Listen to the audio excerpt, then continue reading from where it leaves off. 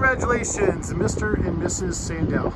This is John from Lakeshore V Center. Today we're going to be walking you around and showing you some of the basics on your new fifth wheel toy hauler.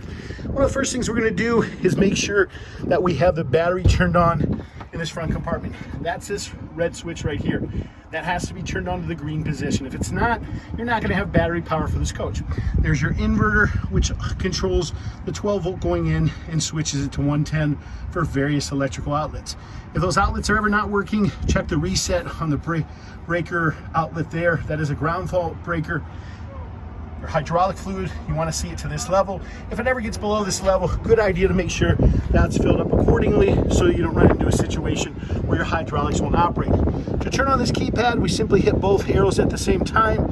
Then we use the up and down arrow key, as you can hear, to operate the front jacks. Real straightforward, real simple operation. We do have a propane tank on either side of the camper. Righty-tighty shuts off the tank, lefty-loosey opens up the tanks. You do have a valve system here which controls and regulates the water system for your camper. The positioning of the valves determines the operation, whether you want to sanitize, winterize, dry camp, or power fill. You'll notice the position on the little map there, the various valve positions, and that determines the functionality. Down here, we've got your sewage tank rinse, city water connection. City water connection comes through here with a white water drinking hose. We also give you a 30 to 15 amp adapter and 50 to 30 amp adapter, and then this is your discharge hose for your exterior shower right here. To turn on your lights when there's no switch, simply push the center of the light. To turn on your pump, simply hit the on button. That is controlled also from the inside of the camper. Hot water heater, do keep the little ones away from the hot water heater exhaust and the furnace, as it can become hot over a period of time. Your gate valves for your waste are located right there, and your discharge is right there. You do have a 3-inch sewer hose that does come with the camper. This is the back of your refrigerator panel. Really nothing you should have to touch there. This is a gas electric refrigerator in this model. We're gonna show you shortly how to operate that. It is a good idea to check the lug nuts on your tires after the first 250 miles, as they can become loose. Back here, you have additional valves for your rear bathroom. You also have an additional flush there, and then an additional discharge there. Also back here, we've got your discharge for your fuel. There is a fueling nozzle that's in the center there. You've got your rear tank and your front tank. Front tank operates your generator. Rear tank is designed as a reserve tank.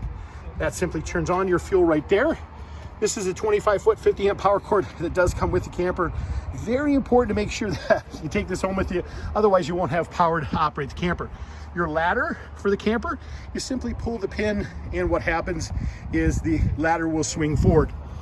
These are your handles to open the door. Pull those handles out, rotate them counterclockwise. That'll open the door.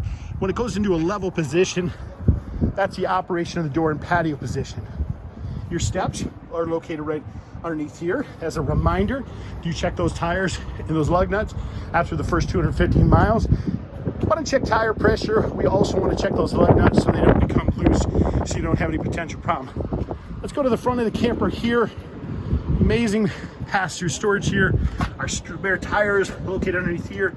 Our low points for our fresh water lines. Our hot and cold lines are right there. On this other side here, notice a green valve on the valve there. That's your automatic changeover valve.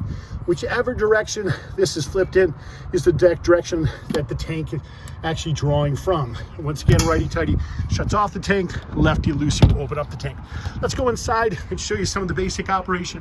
One quick reminder though, when you first get to the campsite, to slide out the primary slide, you're gonna need to use this button right here to slide the slide out to get that out so you can get inside the camper. Now, once we've done that, we're gonna walk inside the camper and we're gonna show you some of the other basic functions.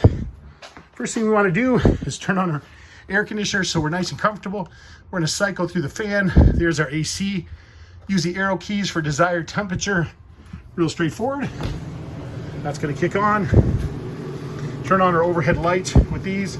This turns on our main primary keypad. Real simple operation. We can scroll through this here, select the desired function that we want.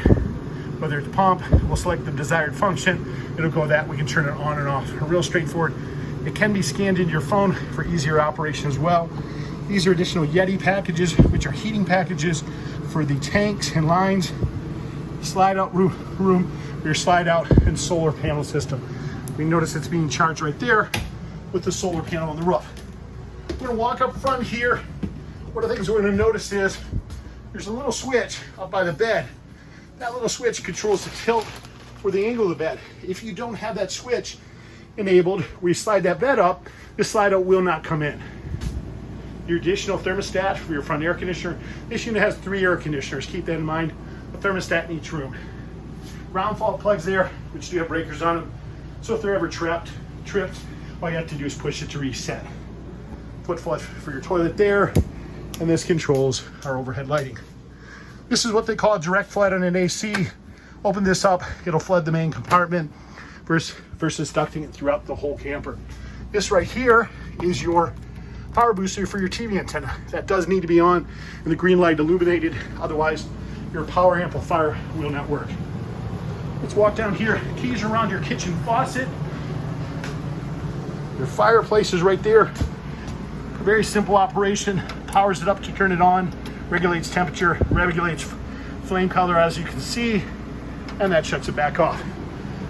Your remote controls for your TV and various things are typically in one of your drawers in the kitchen, typically in one of these side drawers. As you can see, they are right here. To operate your stove, it does have a spark igniter on it. Simply turn it, you hear the spark igniter, and then the flame will fire up after the air gets out of the line. Overhead light controls. Love this. Refrigerator, simple operation. Turn that on. We're gonna hit this right here. What we're gonna find is we're plugged in, so it's going to the most convenient power source. If we wanna force it to gas, it's the droplet. If we want it to go to the most convenient, which means whether we're plugged in or the other, we simply push it to that and it will select the most convenient power source. This adjusts our temperature for us. Simply squeeze in to release the locks. Real straightforward operation there. Good idea to make sure your chairs are tied down when transporting the camper. These are recliners. The handles are on the side of the recliners, just so you know. Let's walk you back here. Just a couple more things to explain. We do have the controls for the power beds. They are located up here with the light. This controls the up and down the power beds.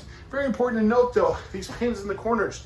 If these pins are not removed, the top bed will not come down. So you do want to make sure that those pins are removed for proper operation. Also, you do want to make sure that the glass panels for these sliding patio doors are slid down when you fold up the door. If you don't do that, what's going to happen is they'll have a tendency to want to pop out the panels because of the air pressure on that back door.